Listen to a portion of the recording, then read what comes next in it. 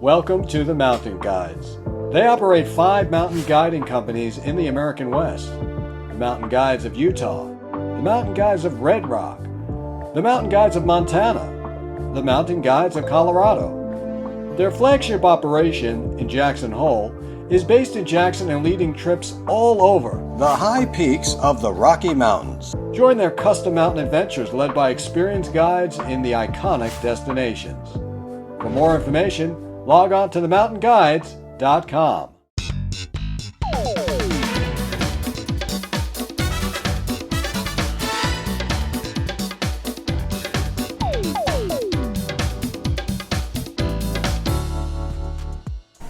Hello and welcome to Okano's Kitchen, and let's have some fun today. I want to teach you how to make chicken enchiladas, turkey enchiladas. If you have leftover meat from your turkey dinner, this is the perfect meal to make. Not only that, but one Thanksgiving, we actually got all the kids together and had them make the meal after Thanksgiving, which was actually so fun because it's one of these meals that's not fussy. Kids can do it, and we just had the best time the day after Thanksgiving watching the kids chop stuff up, mix stuff up, and try to figure out how much of this and that should we put in. So I would highly recommend looking for the recipe in my cookbook at okanoskitchen.com. Along with the chicken enchiladas, we're going to make fresh tomatillo salsa, some basmati rice with turmeric, and an easy and quick fresh corn saute with red peppers and onions. So let's get started. Let's start with the peppers and onions.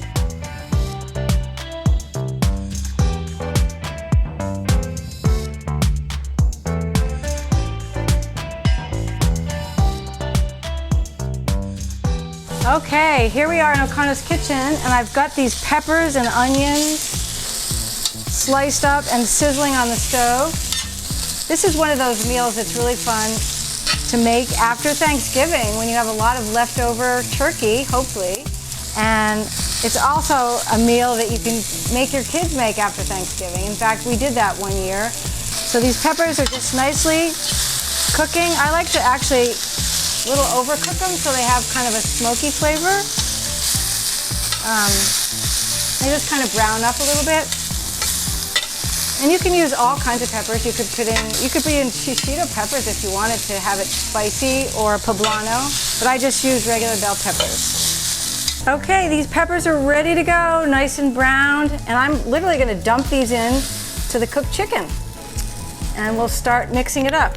So we have those peppers. We have about a cup of green chili salsa. So you can see how this would be fun for kids. This is about a cup of cheese, any kind of cheese that you like, cheddar, some kind of cheese that has a good punch to it. And now we're going to be a little careful with chilies and adobo because they're really quite spicy. So I use about, for that much, maybe 3. And the adobo is just this wonderful smoky sauce. And I'm just going to chop those up a little bit and stick that in. Then I'm going to add about 4 teaspoons of cumin, some salt, some pepper, some beautiful cilantro. Oh, actually, so you can see how that would be really fun for anybody really to do because it's just not a fussy meal.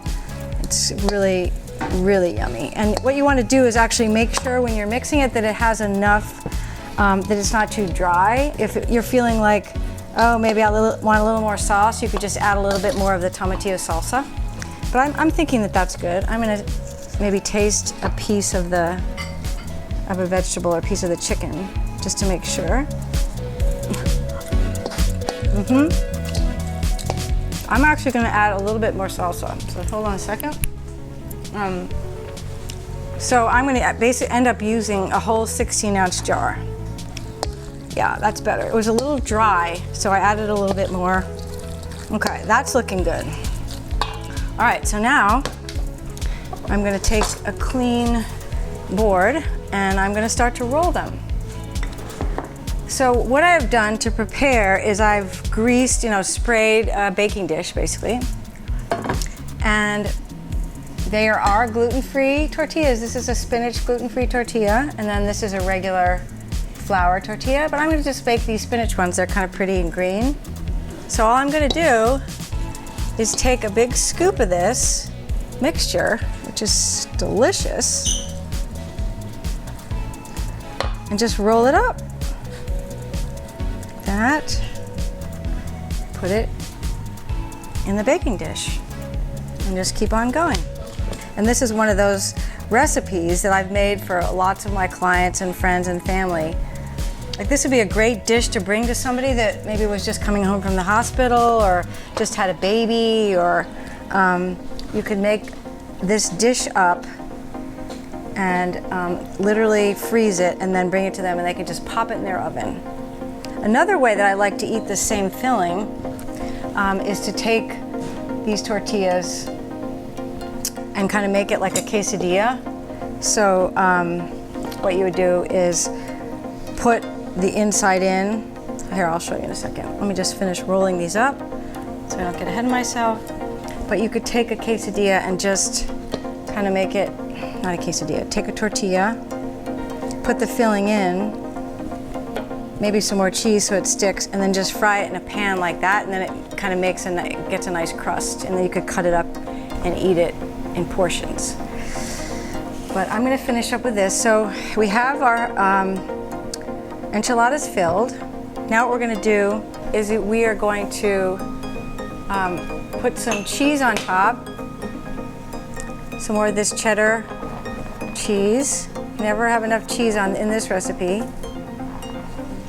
So this is about a cup. And then you're going to pour. So this will basically be the sauce. It's a combination of chicken broth and a little half and half, or a dairy-free creamer. You're gonna just pour that in. Now when I make this for people and freeze it, I don't put the sauce in and freeze it. I freeze it without the sauce and then bake it, extend them with a little sauce on the side. So we have the enchiladas, the cheese, the white sauce, and then I'm gonna take a piece of foil, cover those up, and pop those in the oven at 350. So I'm gonna go over to the oven and put those in. And it cooks for about 30 minutes at 350. And then after 30 minutes, then you take the foil off and kind of let it brown up a little bit. Everything's cooked, so it's really what you're doing is heating it, heating up the sauce, melting the cheese. So now I'm going to show you how to do some of the great sides to go with your enchiladas that are baking in the oven, and one of them is you've got to have rice.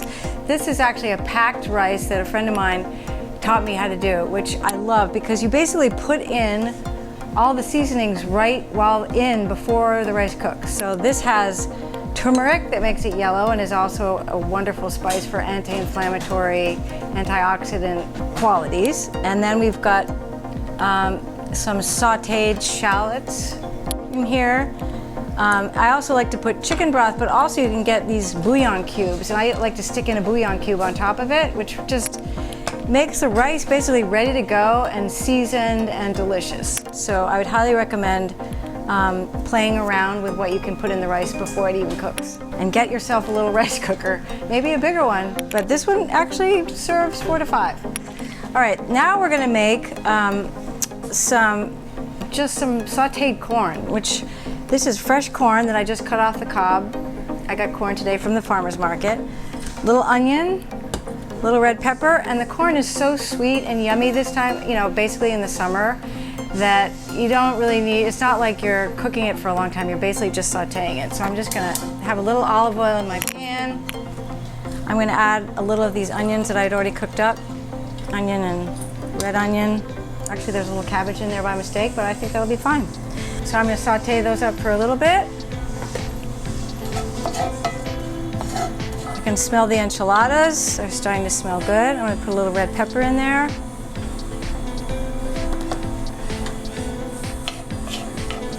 Season with some salt. And you barely cook the corn. So this total could take maybe 10 minutes.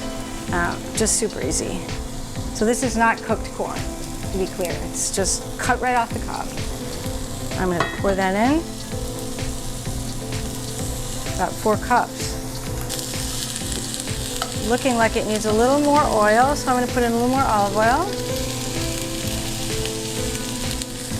A little more salt. And at the very end, I'm going to sprinkle on some basil. This is a really easy side. You can whip up, or the kids can whip up.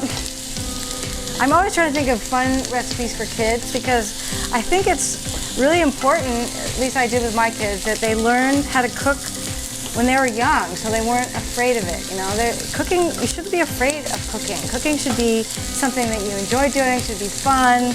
It should be a way to, you know, spend time with your family and friends. I always like the kind of dinner parties where everybody brings something. You know, it's like, I'll make the main, you make the side, and just sort of see what happens. Because so much magic can happen in the kitchen. And you can have fun, and it should be fun. So it's so fun that this is done while I've been talking. So this will be done. And now I'm going to let that cook for a few minutes, but then I'm going to go over and show you how to make a fresh tomatillo salsa to go with your enchiladas.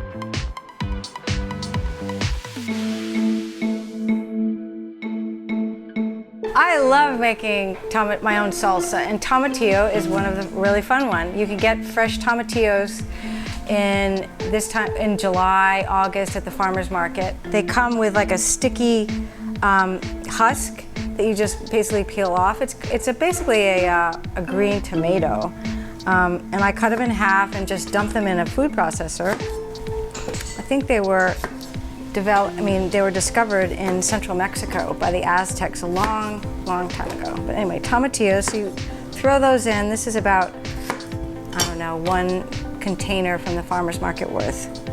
In the food processor with jalapeno, diced, a lime, of course, lots of lime juice in this type of cooking. I'm going to put in half a lime and see what that tastes like. Garlic. I actually brought this garlic from our garden in Vermont because we harvest, garlic, I don't know if you knew, is very easy to grow. You basically take the actual clove of garlic and you stick it in soil, in October, and then you harvest it in July. And it couldn't be easier. In the spring, it comes up something called a garlic scape, which is like this frond that comes out of the ground that you can actually saute and eat as well. But then the garlic itself, you usually pick around July.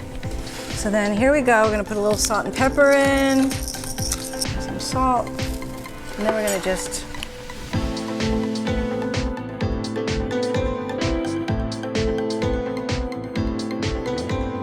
I'm going to see how it has a gorgeous bright green color. I'm just going to see if I have enough seasoning.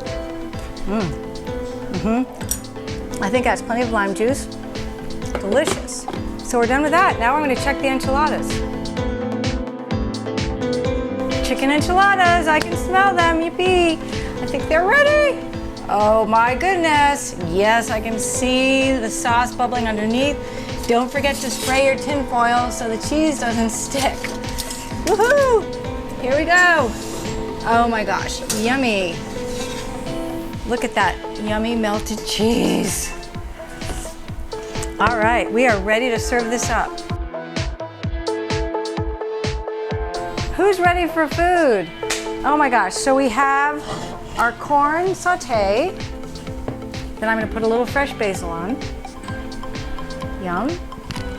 And then our seasoned rice. And I'm gonna put that right on the bottom before I serve my enchilada because then it's just ready to eat. Look at that. Look at that turmeric and onion. Yum. And I'm gonna serve up one of these enchiladas. The cheese is so nicely melted. I've sprayed the outside of the pan hoping that they won't stick terribly.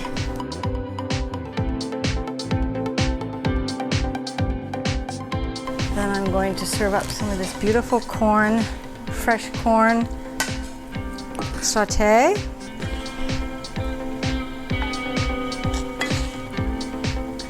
Yummy, sweet fresh corn.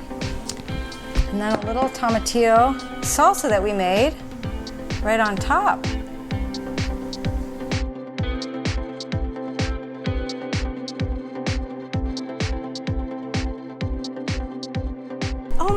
God, you thought I forgot dessert? No, never forget dessert. I just actually took out my mother's famous strawberry shortcake recipe that my daughter Ramsey would look forward to every summer in Vermont when we go visit my parents.